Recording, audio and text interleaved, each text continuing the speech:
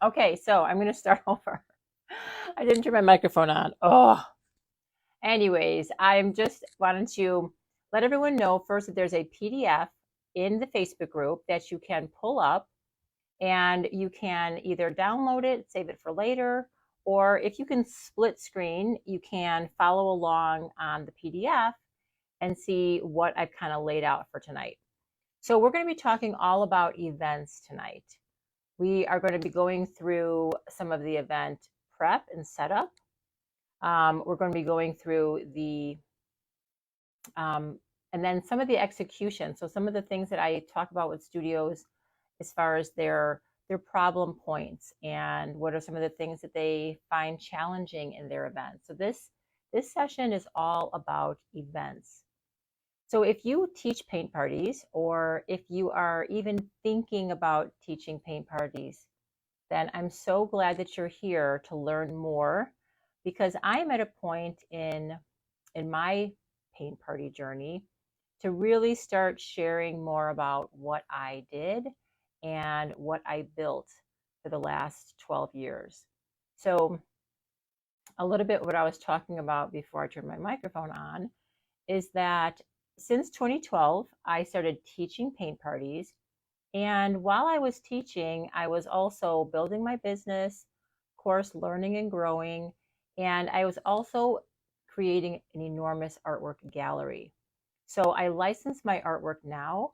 And I'm at a point where I have been finding so much, there's so much reward now in helping other studios and other artists use my artwork through my licensing membership to make their events and their studios successful. So today I'm going to be sharing a lot of the other things that I learned over the years to create systems within my own event business. So I know Aurelia, you actually used to come to my painting parties. I remember you, and paint with me when I would teach in the restaurants and the bars. So welcome to this workshop, and go ahead and pull up that PDF. Hi, Diane. And we're going to kind of go through, and I'm going to give you a little bit of an overview of how I ran an event. These systems are something that you may be doing a lot of them already. If you teach painting parties, some of these things are going to be common sense and you're already doing them. Other things may not be quite as obvious to you. And the reason I'm saying that is because these points in here were all points of learning for me. At some point, I wasn't doing these, and then I started to implement them. I started to make them part of my process, and I started to make them into my blueprint or my system. And then when I started to train others to join my team, to also teach and run my events, I passed this system on to them in the form of training them so that they could then continue teaching the Art Rave events with the same quality and the same experience that I had created for my customers. So if you just teach painting parties and it's just you right now and you don't have a team, some of these suggestions are going to help you to start thinking about how a system will help you when you start building that team. And if you already have people working with you, this will hopefully help to streamline your communication and get you prepared for some fourth quarter success stories. If you watched my last workshop, which was all about preparing for the fourth quarter, you are hopefully planning out your calendar, getting your events scheduled, and gearing up for the fourth quarter. So with more events and with larger events from all the promotion you're going to be doing, this workshop tonight is going to help you to bring some systems and some organization to your events so that you can reduce your stress and reduce the stress of your team, as well as create memorable events this holiday season. Okay, so I'm gonna, I have my iPad here so that I can also see comments that people might be showing, if they're chatting in the group. Let me refresh my Facebook page here. And I have my PDF up, so you can, again, you can download that and you can follow along. Okay, great, there we are. Oh, you're not in Illinois anymore. Okay, so yeah, Raphael is on answering any questions also. Hey, Cynthia. Hi, Lynn. So I don't see all the comments. I will check them or respond to them as I see them when I see them. All right, so this workshop is about creating memorable events. So as I mentioned in my other intro, I'm just looking at the intro to my PDF here. So through the years of experience and refinement, I've developed systems that ensure each party is professional, fun, and easily replicable. In this session, I'm going to share the strategies that I've honed over 12 years of teaching paint parties, giving you the tools, confidence, and insights needed to elevate your events. Whether you want to grow your business or are interested in joining my licensing membership, you'll be equipped to host bigger and better paint parties just in time for the holiday season. Okay, so there you go. That kind of sums it up. And I'm really hoping that you start looking at your business in terms of systems. Everything that you do in your business, whether it's small or large, can have a system. And the beauty of creating a system is because as your business grows, it will help you to maintain your sanity as well as train new people to replicate what the person before them has done, whether it be you or another team member. If somebody leaves, you can easily put a new person in, train them in your system, and now your business continues to run with the same quality that you created in the beginning. So I'm going to kind of pretend like you guys, those that are watching, are like new trainees to Art Rave. And so I'm going to be explaining how I did the events, and you take what works for you. If you have a brick and mortar studio, some of these things might apply to your studio events. Some of them might apply to your off-site events. So a lot of our licensing studios are pottery studios, and they do what they call off-site events. So even though they have a brick and mortar, they still will sometimes partner with a restaurant or do something at a independent living or a library or somewhere in the community. So I was always mobile. So if you hear me talking about being in a restaurant or packing up a kit, it's because I was mobile. But again, you can adapt these tips and suggestions to your business model. Okay, so one other quick note for those of you that stay to the end of the workshop, and this is for new customers only, we are offering a free one-time use license for any artwork in the gallery, and we will supply that code at the end of the workshop. Okay, so first we're going to start with event preparation. So this is an important system. And again, gearing up towards the fourth quarter, the first thing I want to focus on with supplies is to order them early. So in the beginning, when I was first starting my Art Rave business and my events were starting to grow, I would just order whatever canvases I could afford. I would get 50 or I might get 80. And then as my business started to grow and I started to have more predictable events, what I would do is I would purchase enough canvases to cover all of the seats that I would sell in the coming months. So what I mean by that is, for example, let's say, okay, so it's September now. Let's say in October, you have 10 events scheduled. And I mean, with me, the restaurants capacity would vary, but let's just say for even numbers, there was like 20 people capacity per event. So if I have 10 events, each has 20 tickets for sale. So potentially I could have 20 people at each of the events. That would be 200 tickets for sale. So if all my 10 events sold out, I would need 200 canvases. So that's what I would order. I would order 200 canvases. And you can order a little bit less if you don't think you're going to, sell out every single event. But for me, it gave me peace of mind knowing that I had extra and I could not have to think about canvases being out of stock or not shipping in time if I had parties coming up that month or that week. So especially with some of the supply chain issues being a little bit sketchy lately, I just had a studio tell me that she didn't see 16 by 20 canvases on the Michaels website. So sometimes unexpected things happen nowadays and you want to be prepared. So just make sure that you take some time when you plan out your October, November, December and order your supplies early. So in the PDF, I have like a little action step. So for some of these suggestions, there's a little action step in bold that you can kind of write down or take note of so that you can make sure that you add these to your things to do.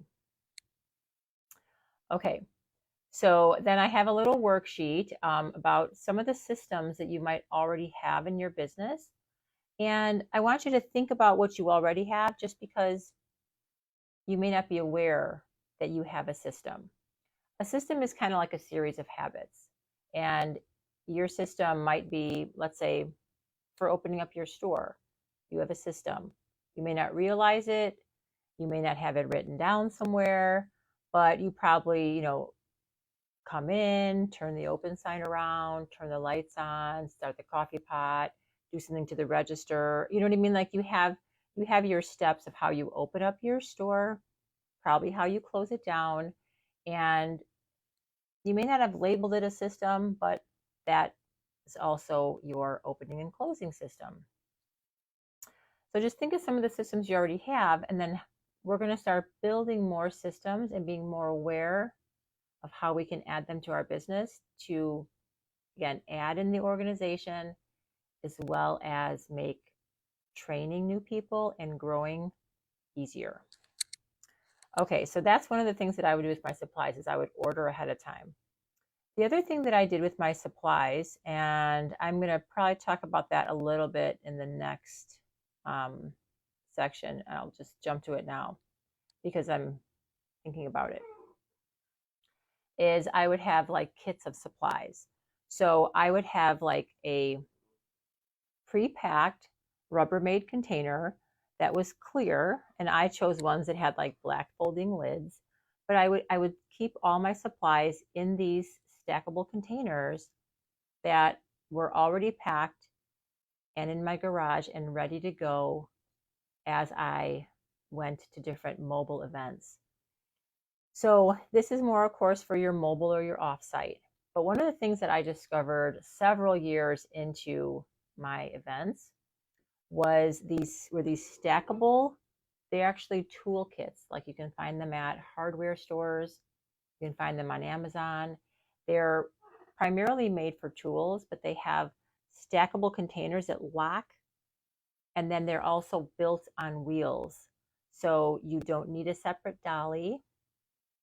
You have a nice, neat system so that when you come in and out of a restaurant or in and out of someone's private home, your supplies are nice and contained. And also all the supplies are always in the same place. So aprons and easels are always in the same box. Brushes are in the same place, plates and cups. So your kits, and I'm going to do a whole nother video just on kits, but by packing a kit in advance and stocking it with the same number. So for example, if you have let's say you have a 12-person party limit, and that is the biggest party you want to teach. Then you pack your kit with 15. 15 count of everything so that you just have like 3 extra sets. So for my small kit, I would have enough supplies for 15 people, knowing that most of my events were 12, but again, you give yourself that buffer. So I would have 15 sets of brushes, 15 aprons, 15 easels, 15 cups, blah, blah, blah. And then I would have the disposable supplies like the paper towels, the plates. But that kit helped prepare me for the holiday season.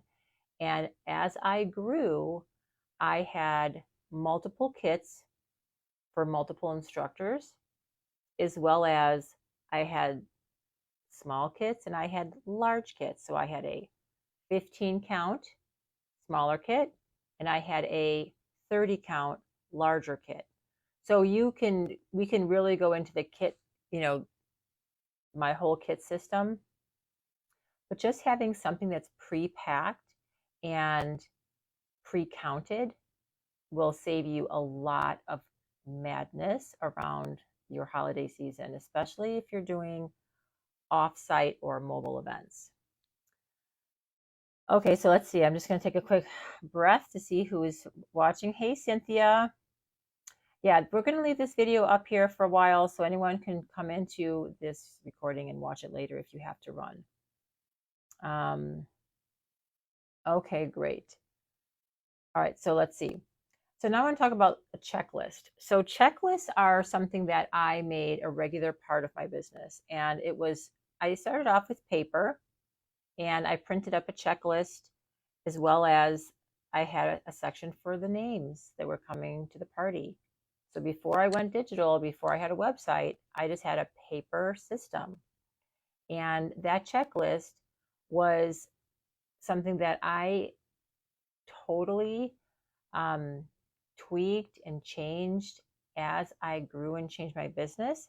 I would update my checklist, and it became the foundation for how I ran my events. So that's why I put a good section in here on checklist, because with that checklist, you can hand it to your instructor. They should just go through the kit. They should check all the supplies just to double check, make sure everything's there. As far as like setting up for an event, I also would have a setup checklist. And now that's something that if you've done a bunch of parties, you might not need to look it over and check them off at every single event, because you just get used to it. But in the beginning of new people working, it created a consistency to our event setup so that people knew to greet the manager when they came into a restaurant, put up the banner, set up the tables, check for the music, put up the welcome cards for like placeholders.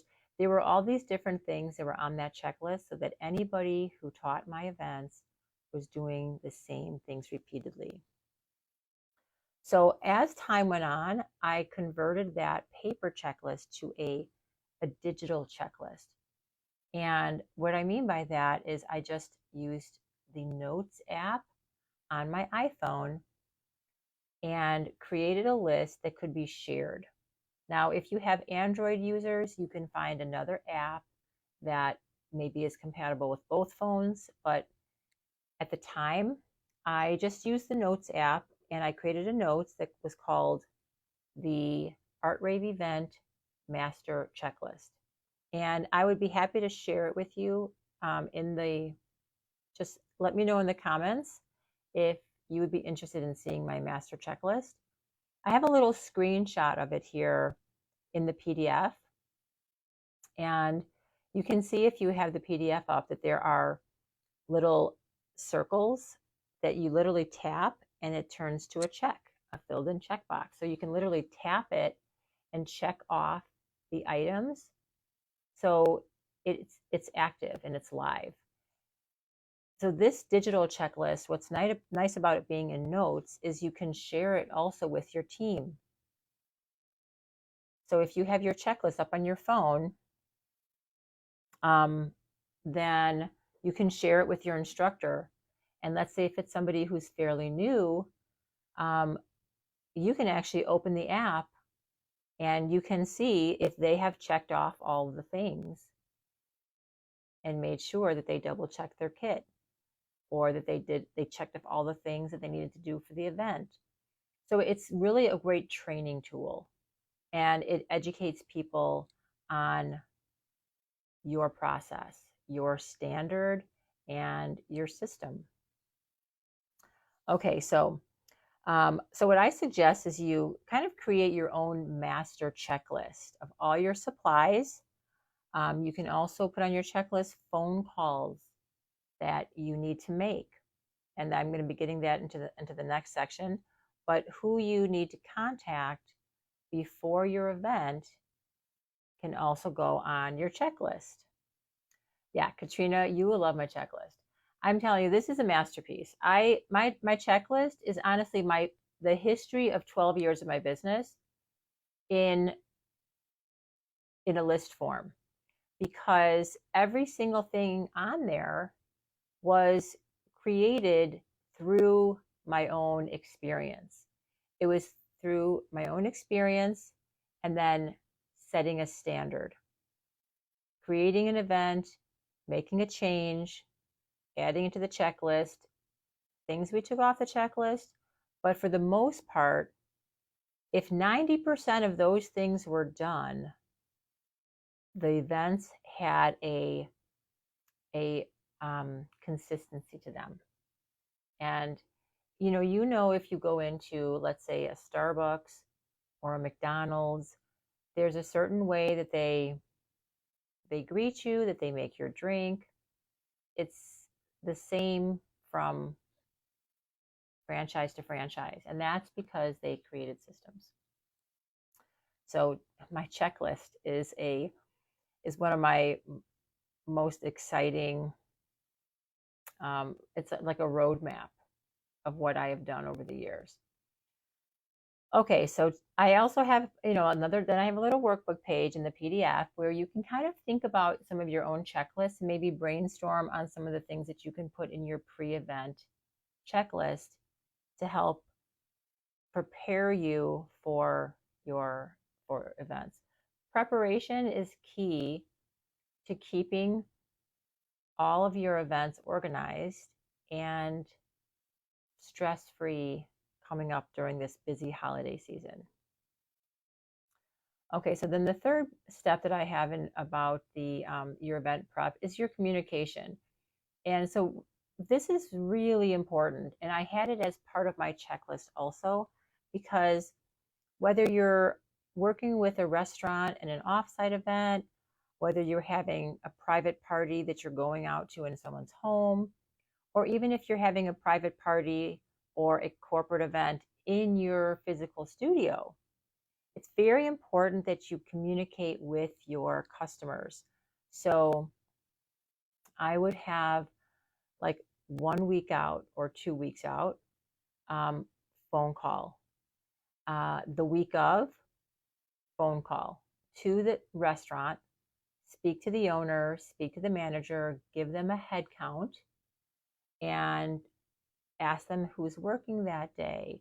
I would ask if the room is going to be set up, if the tables could be clear of any extra tablecloths or extra condiments.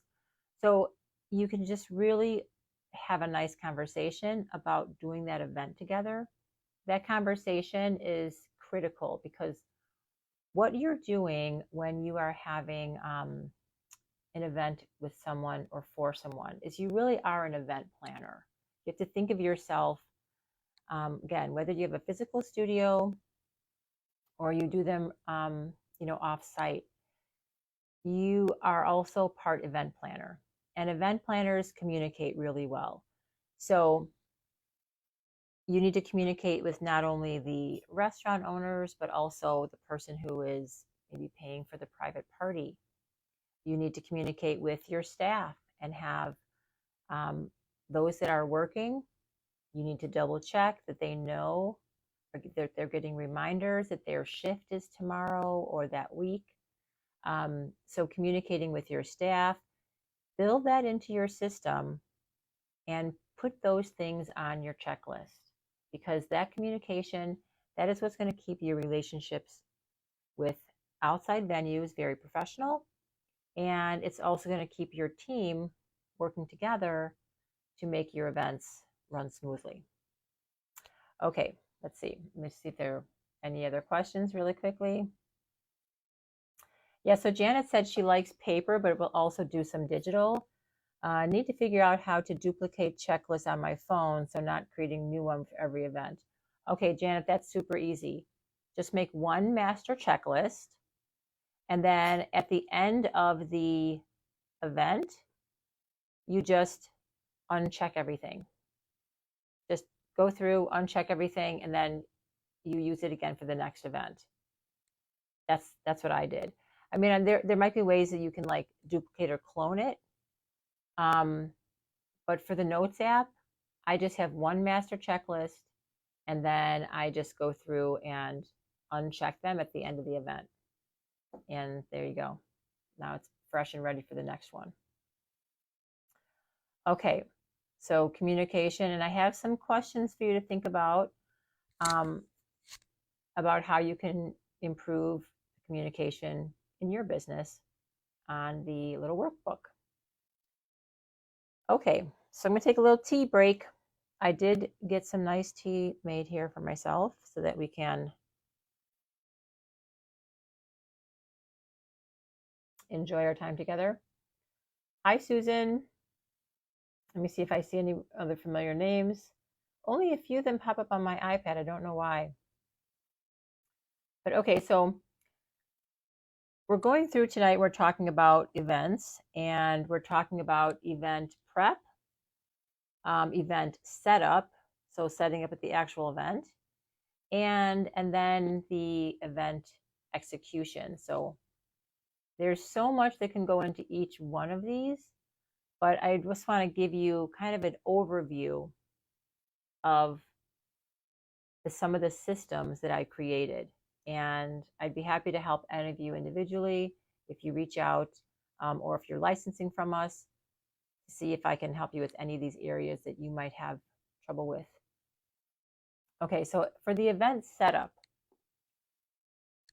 So the event setup, I think one of the most critical things that I found that made my life easier was when I made it a hard rule for myself to arrive early. And I can't tell you how many events that I came to with not enough time to set up. And it kind of ruined the event for me. I mean, as the instructor, you want to be relaxed. You want to be in a good mood.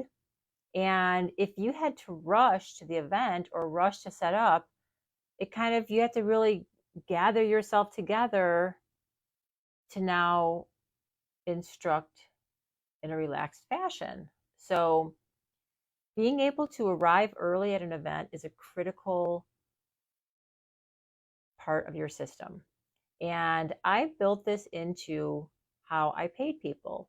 So if I scheduled an event, if it started at 7, their shift started at 6, because that hour was mandatory.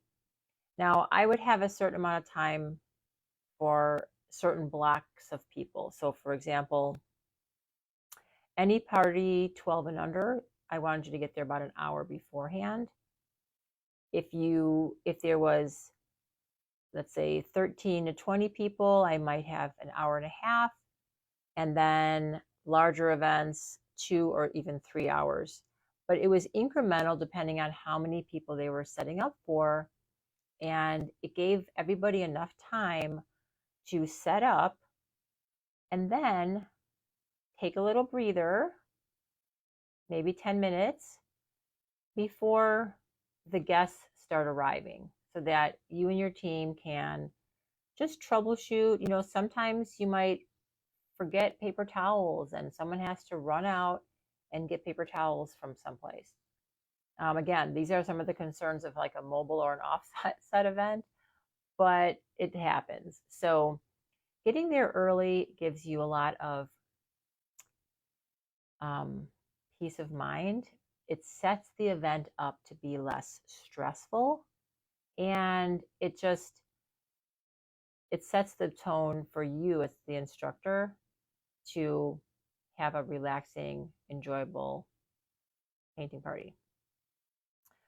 Okay, so arrive early. The other system that I had was how you prepare the room. So preparing the room, if you have a studio, obviously you have your, your probably your one large party room. And maybe there's things that you do for that party room if you're going to be having an event. And so that should be a trainable checklist to make sure that your room is set up for your event. If you teach offsite events or if you're mobile like I was, preparing the room can sometimes have some other unique challenges like how the tables are arranged. So at a restaurant, we would often have to rearrange the tables a little bit. So we would want to give time for that. But when you're preparing the room, this is, let me just see my note here in my PDF. Yeah, it's kind of obvious when you're setting up the room. I mean, if you've taught one painting party, you know to put the canvases up and the paper towel and the plate. But there are ways to kind of still have it written down and systemized. So I'll give you a funny story. So I, of course, would use paper towels, and I liked using some pretty strong paper towels. So I would make sure I had a certain brand. I didn't want like cheap, crappy paper towels that were, not absorbing the water and the paint. So what I would do is I would tear off 2 sheets. So this is just, so do you see how, there's the little half sheets? So I had an instructor that would turn them inside out and lay them like this. Okay, so you see how this is flaring up like that? And I did not like that because it looked messy. When you see the table, when you see everyone's table spot with the paper towel like this, with the corners sticking up, it looks like, a ratty piece of paper. So if you turn it with the print, or now I wouldn't get printed, but with the white pattern, with the quilted pattern on the outside, you see how it lays flat now? So this is how I told everybody they had to put the paper towels on there. This was actually on my checklist because it became an argument one time between two of my artist and my assistant. And I had to make the rule that when they put the paper towel down, it has to be folded this way instead of this way. So something as minor as that, if it matters to you, then it has to be on your list and it has to be part of your setup procedure. So the other things for setting up the room, besides like silly things with paper towels, was making sure that the temperature was comfortable, maybe setting some music, having some light music on that kind of like keeps things kind of fun and light. And then, your table setup.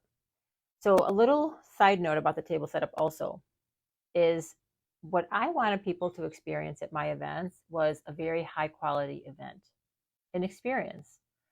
Similar to if you go to like a fine dining restaurant. If you go to a nice restaurant, your experience is much different than if you go to a fast food restaurant or just like a local, dive. You might have a different table setting. You might have different or better service. So I always wanted my painting experience to be more like a fine dining experience. So I would make sure that I set each space the same, meaning the angles of the canvases were all the same. So they weren't like this and like this, like all cockeyed. I would go around and make sure that the easel backing was all the same so that they were all in a row and looked nice. The way we laid our paintbrushes, where we put the cup, where I put a piece of chalk. Everything was always the same, so that when everybody, if they came to my event taught by me or anyone else in my business, they would have the same exact way the table was set. So I have a little section on the worksheet where you can kind of like just sketch out a simple sketch of what you want your place setting to look like. Like, just like, imagine those etiquette books where you see like the fork, here's the fork and the spoon and the knife and where everything goes. You do that for your business as well, so that you have a consistent quality space for your customers to come and sit down on. Okay, moving on.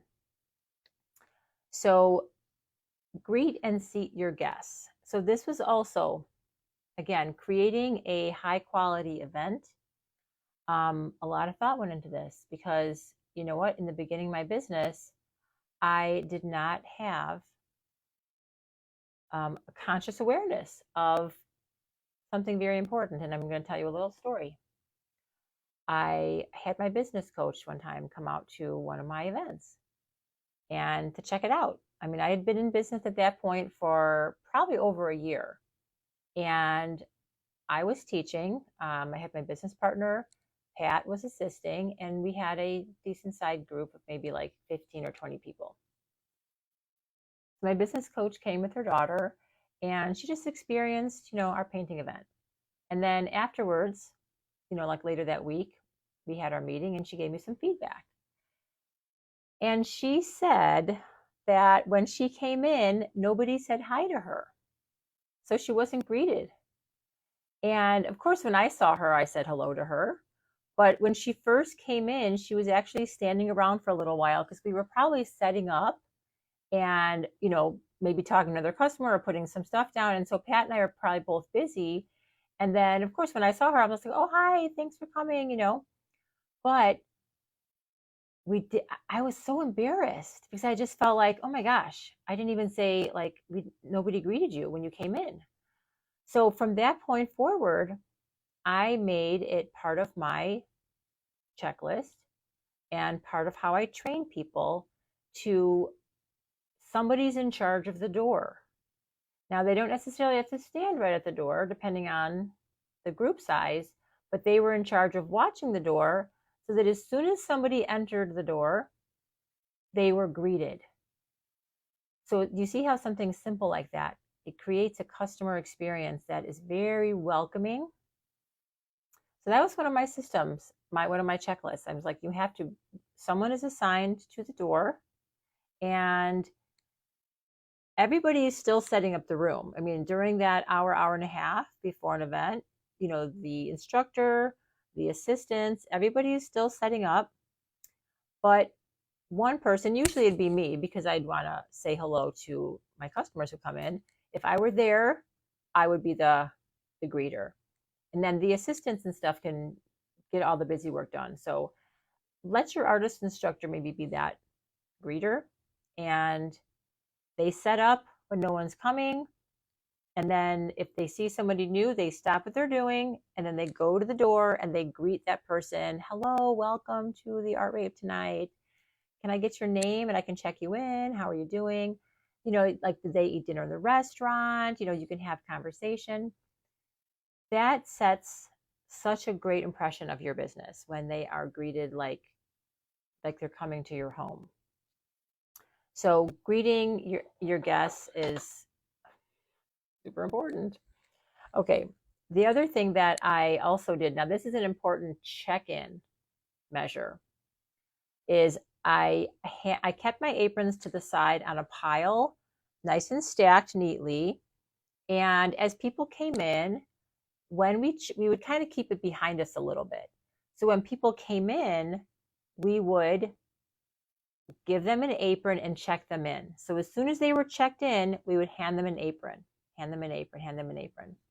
If they came in and they checked 3 people in, because maybe they all came as a group, but maybe one person was there, if they were checking in 3 names, I would give them 3 aprons for them and their 2 friends. Then they can go find a seat and they can put the apron over the seat that they wanted to reserve, like while they're walking around. But the apron method helped me to identify if people had come into the room and were going to sit down and had not paid. Because to be honest, that happened. And before we started doing the apron check-in method, we would say, who has not checked in yet? Because some people would check in and other people would just mill in and go in and sit down. And then you would look on your list. For me, I had a website that had all the registrations, and I would have to say, I would see like 5 or 6 people not checked in. So then I'd have to say, is this person here? Is Susie here? Is Linda here? And then check them in. Or we would have like no seats. Like people would come into the event, into the restaurant, and they'd be paid, and then there'd be no more seats left. So somebody's sitting in there that hasn't paid. So when you have just minutes to get ready, just thinking about it is stressing me out. When you just have minutes to get ready and your clock is ticking towards your 7 p.m., let's say, painting time, these kind of little snafus can really cause a lot of stress. So what I learned through trial and error was I was not going to let people in without checking in and getting an apron. And I could quickly look over the room, and if I saw anybody not wearing an apron, I knew they were not checked in. So I would just say, oh, have you checked in yet? I didn't tell them about my apron thing, and I know they're not wearing an apron. I'm like, oh, have you checked in yet? They're like, oh, no, I haven't. And I'm like, okay, well, look, can I get your name and I'll check you in? And then sometimes people, didn't have a ticket, and they would say that they bought one, and you don't want to not believe them, but you have to just play along with it and just be like, well, it didn't show. Maybe you didn't check out on your card. And I always gave them the benefit of the doubt, but there were many times when that helped to kind of flush out the person who hadn't registered, or whose ticket purchase maybe wasn't completed properly online and they didn't actually pay for the event. So there's all kinds of things that happen. I always, of course, be as courteous as possible, but trust but verify. Exactly. So the apron idea was my go-to. And then just a couple little quick notes about seating guests. So this might be, these are things that I learned over time. I didn't have no reserved seats, of course, but if someone came in early, it was first come, first serve. In a restaurant, if someone came in to have dinner, I would always tell them they're welcome to come into, if I saw them or if they stopped in, I would say, hey, since you're in the restaurant, you're welcome to come and save a seat and then go eat and then come back. So if they were eating dinner there, it was kind of like an unspoken perk. If they were eating dinner, they could come in for a little sign. I should have pulled one out, but I printed up little signs and I laminated them. And they were just cute little signs that said, this seat is reserved while I'm eating my dinner. And that little laminated sign was something that somebody could pick up, and they could put them all on their canvas. They'd put it right in front on the canvas, on their easel. And then they'd put maybe their sweater there, or their coat, or their apron. And they got there early and they're eating dinner, so they got to pick their seat early. The other thing that I think is nice to do with customers is, obviously people come in groups. I try to sit them in groups, and I often had a lot of people come who are, of course, single, just coming to paint by themselves. So when we had a large group, we would always say, are you by yourself or are you joining anyone today? And if they were by themselves, we would kind of have a table near the front. We would put the singles. And we would say, why don't you come up here near the front? So we would bring them so that they could sit with other people who were there by themselves. And this way they would have someone to talk to possibly, because if you have a single person who's sitting next to two friends and then also next to two friends, those two friends are going to be talking and this single person is going to be just kind of shut out. So I would put them, like we would put them together if they were painting by themselves. And then this is more like in the execution part of it, but I'm going to jump ahead for a second because this is a great thing to do with your guests. Is I would tell everybody in the beginning, why don't you turn to the person next to you or across the table and introduce yourself so that we can all become friends. And then everybody went from being quiet to all of a sudden turning and talking and saying hello and laughing. And it was just a couple of minutes where people could interact and say hello to the person next to them. And then the rest of the 2 hours or 3 hours that they're painting, they're not like feeling like they're just sitting next to a stranger. It just kind of opens up the communication and makes it a much more friendly, memorable painting experience. So I love doing that. Okay, so let's see. What else do I have in here? Yep, I allow people who are eating dinner to come early. Of course, I always invited people to get drinks while they're waiting. And, I want to bring more business to the restaurant. So part of, them being at a restaurant was that they could go order drinks or get drinks when the server came in. So you kind of really want to also, if you're at a venue, really want to incorporate their business and try to make it easy for your guests to enjoy the location that you chose. Okay, so the last little bit of advice on the greet and seat guests is to start on time. So I trained everybody who taught for Art Rave that if 7 o'clock comes around, well, they have to first be ready as much as possible, but you do not wait for anybody. You don't wait for people who are at the bar, people are in the bathroom, and you definitely don't wait for people who haven't gotten to the restaurant yet, because even if there's one person sitting in your room and everybody else is at the bar, you're starting for that one person because that person's there.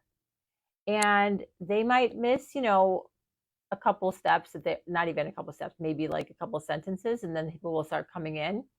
But you make it a point to start on time. I think that was super important to me. And because if you always start 5 or 10 minutes late, guess what? People are going to start making it 5 or 10 minutes late, and time is of the essence because you want to make sure you have all the time to paint. So I would try to be ready on the dot, 7 o'clock, speakers on, and I'm like, hello, everybody. And I would just start on time. Okay, so again, in the workbook, I have some questions to kind of help you think about how you're welcoming your guests, what you're doing at your check-in procedures, and then thinking about the customer's perspective.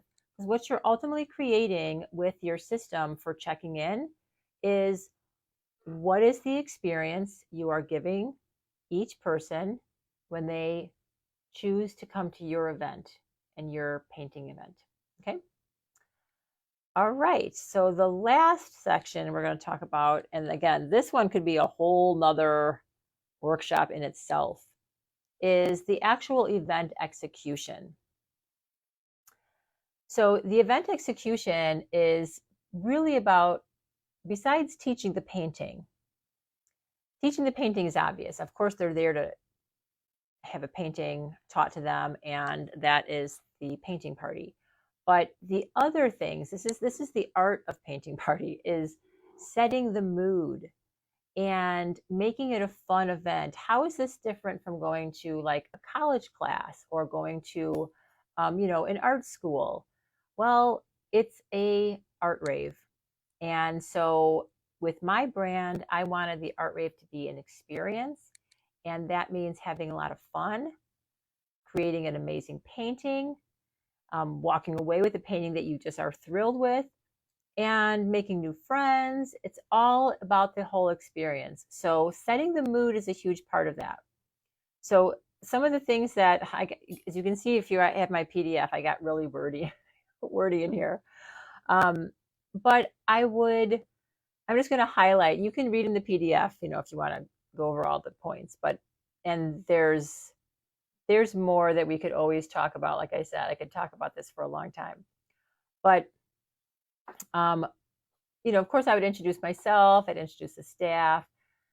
I would introduce the server and say, okay, server Johnny, he's going to be coming in. Say hello to Johnny, and everyone would be like, hi, Johnny. And then we would say, okay, Johnny's going to be coming in and out. So if you guys need more drinks, just holler for Johnny, and we'll call him in, and he will come around and get your drink. So we just kind of like made it more part of the fun.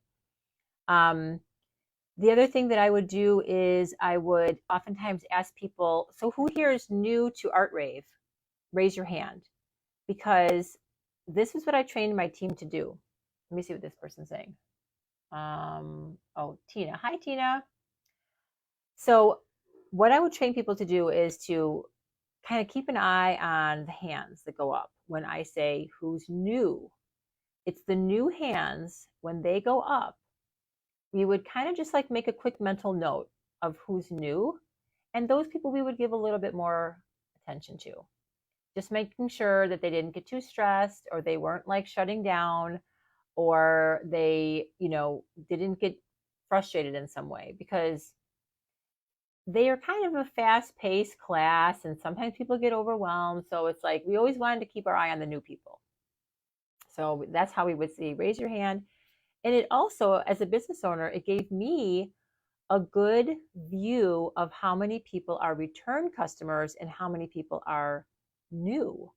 So I actually would see in my groups, when I ask for a raise of hand of who's new, in a room of 20 or 25 people, I might see 5 or 6 hands going up, which tells me that so many people are coming back. These are my return customers that are probably bringing friends. So that's amazing. That was what I loved about my Art Rave events, is that the people who came came again and again and filled up my events. So, a nice raise of hands, and you can raise hands for other things too, like who is new to this restaurant. I would also ask who's never been to this restaurant before, because I also wanted to see how many people came from my business that were introduced to this restaurant. And I would give that feedback to the restaurant. I would say, we had 10 people who were painting who had never been here before. And every restaurant owner wants new people to come to their restaurant. So that makes your partnership with that venue more valuable. So keep that in mind if you do offsite events. Okay, so now I want to talk a little about this. This is all about setting the mood too. Not all of these things you can do it in the beginning of every single party. You don't want to talk for half an hour. You just want to get some things done in like the first 5-10 minutes at the most, because people want to start painting.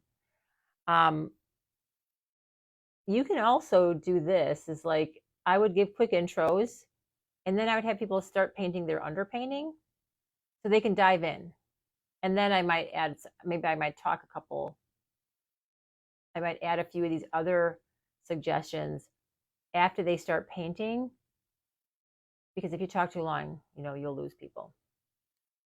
So one of the things I would tell people, and this is very important, this is really about preventative measure, so that people don't feel rushed and panic. And so what I would say is that, like, the first half of this painting, I would say, let me give you a little overview of how this is going to work if you're new. The first half of the painting, we're going to lay down a lot of the big areas. So it's going to seem like we're moving kind of fast, because the large areas take, of course, a little bit more time, and the painting dries really fast. So some of these large areas like the sky or a background, we might need to do it kind of quickly because we want to work while the paint is wet. So if you feel like I'm moving you a little fast, it's because I am, so that the paint, you can work while the paint is wet. And then the other reason is because the second half of the painting is when we do all the details. So we get the big stuff out of the way first, and then we slow down, and then the second half of the painting, we can just paint the fine details and the layers that make it all beautiful.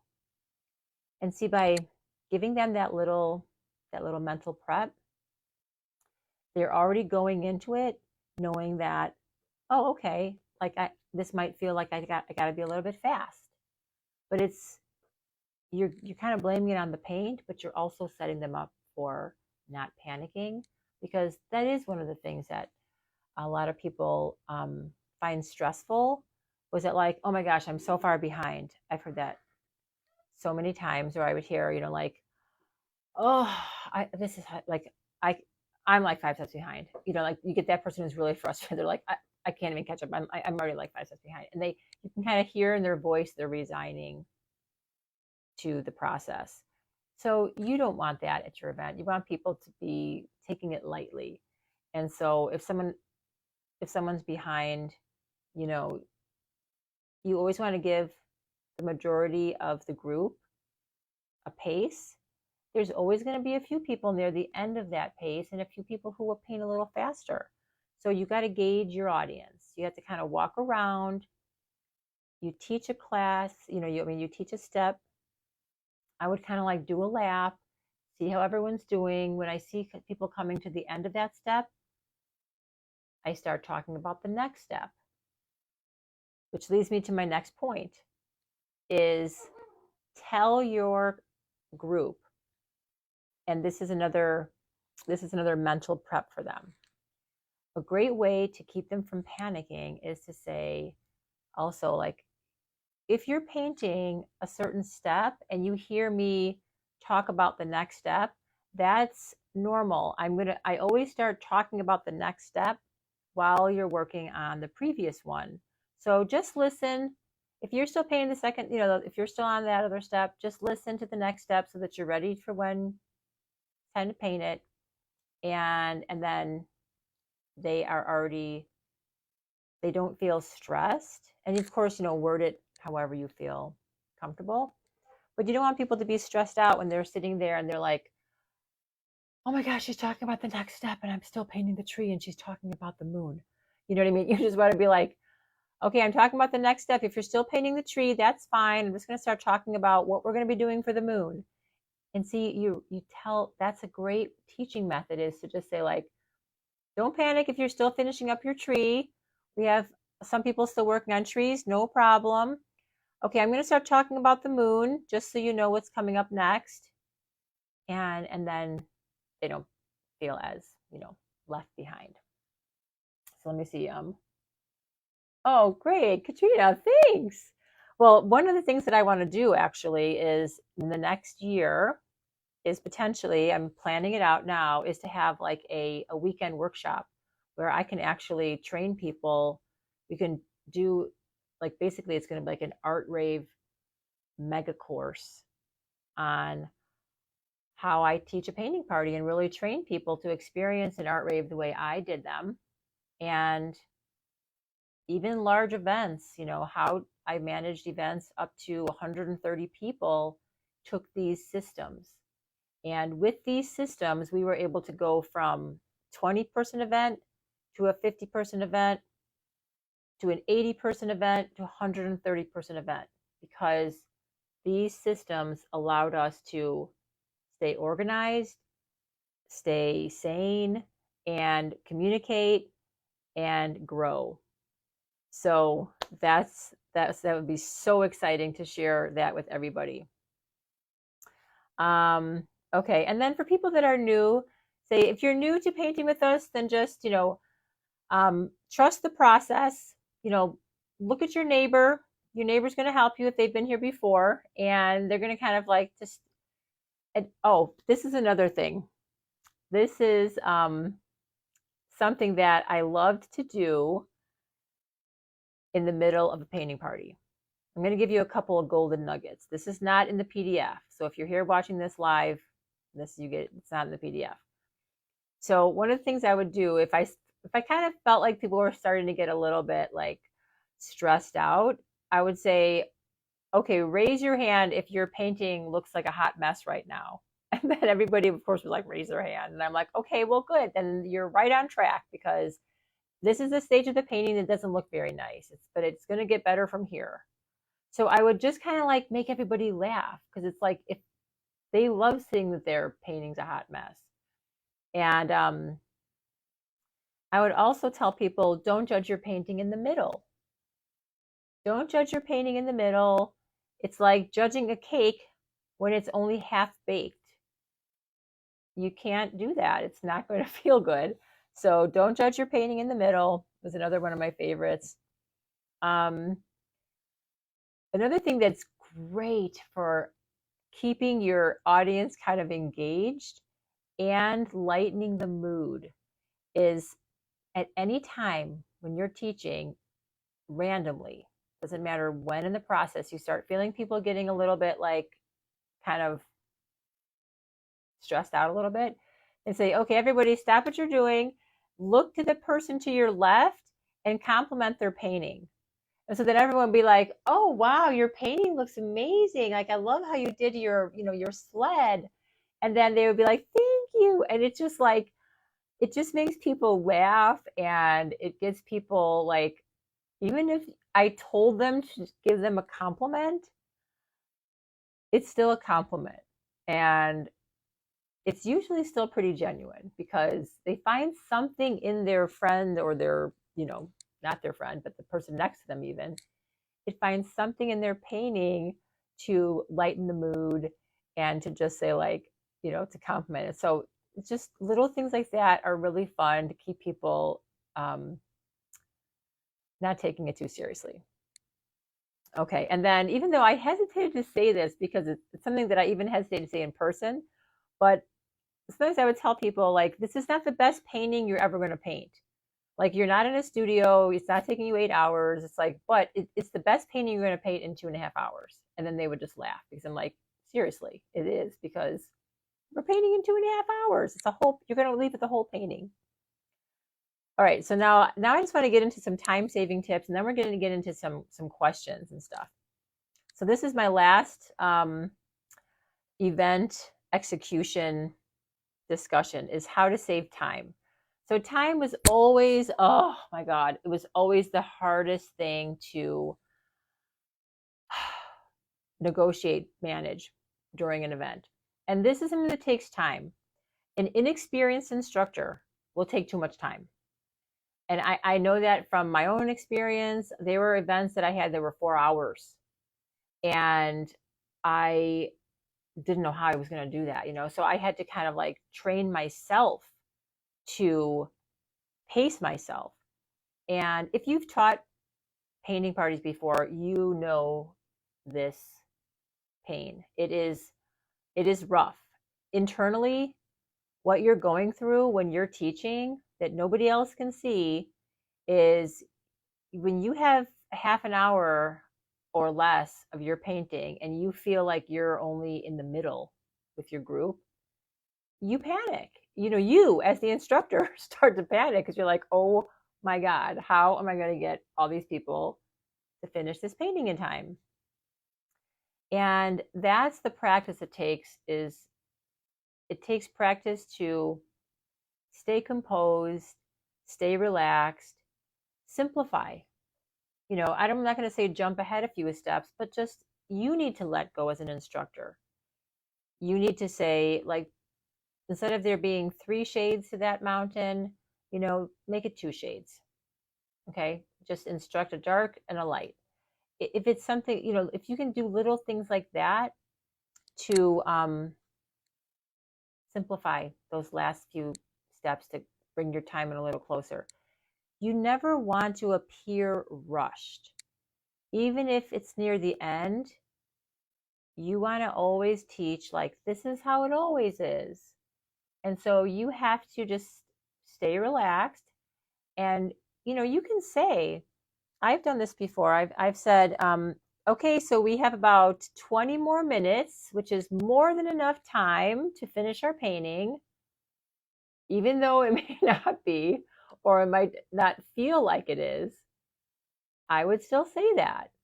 And I would calm myself down and I'd calm them down in the process. So I'd say like, okay, we have about 15 more minutes. We only have about 2 more steps. So you guys are great. We're getting there, So use your words to kind of also make light of it and laugh. Don't be afraid to laugh at yourself. I think I did mention in here that one of our studios, she schedules her art rates for 3 hours. And I personally never did that. I always tried to do them in 2 to 2.5 hours. And, I'm typically a 2.5 hour person. I mean, I just like to instruct a lot and give people extra details, but I would schedule a lot of my paintings for 2.5 hours, but I would have loved an extra half an hour. I think in my scenario, because I was doing them in restaurants, I would have to start them at 7, and a lot of restaurants weren't really open that late.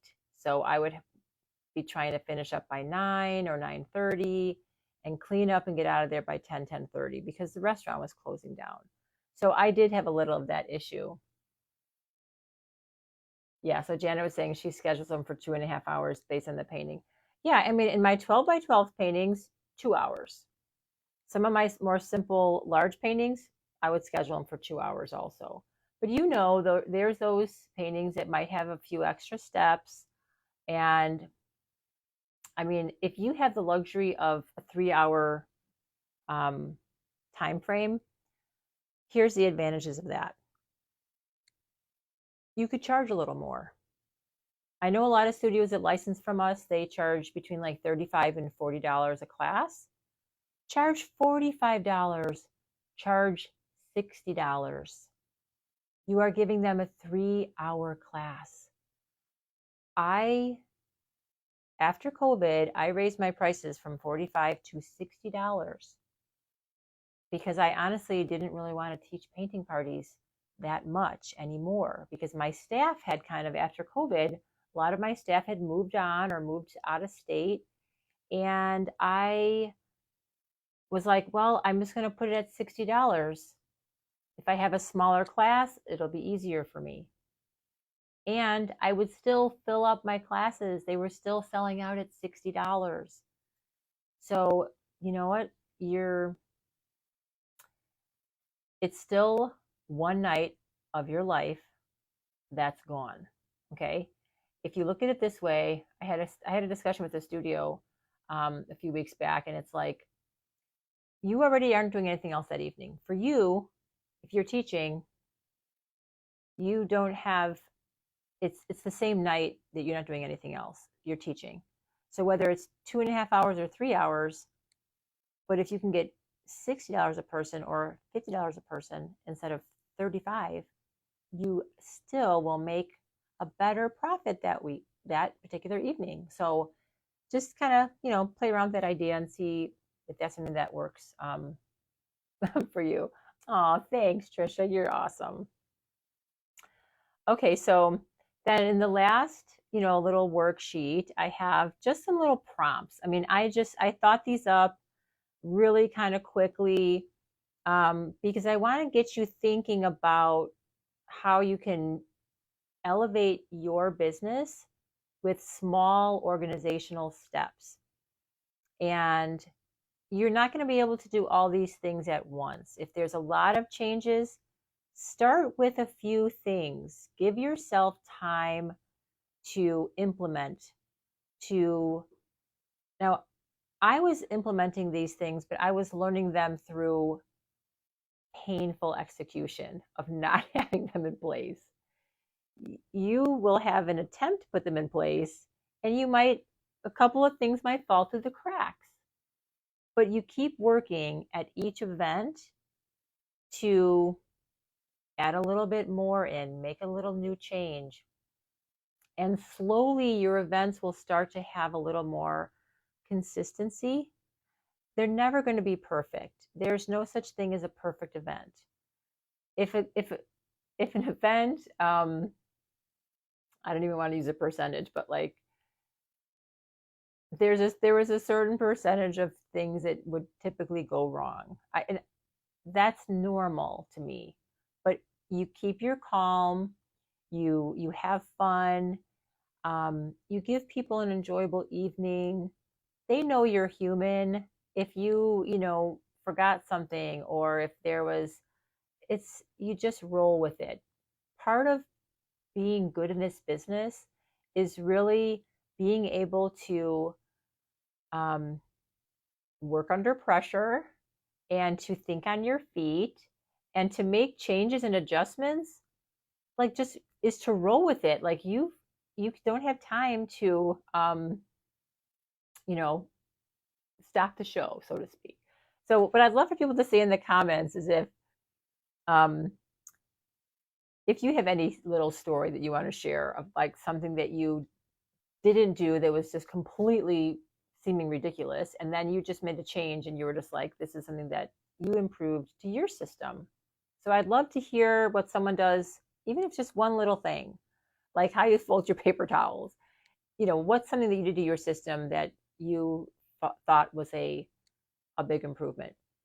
One of the things that I used to call, so this is just part of, like just being patient with yourself.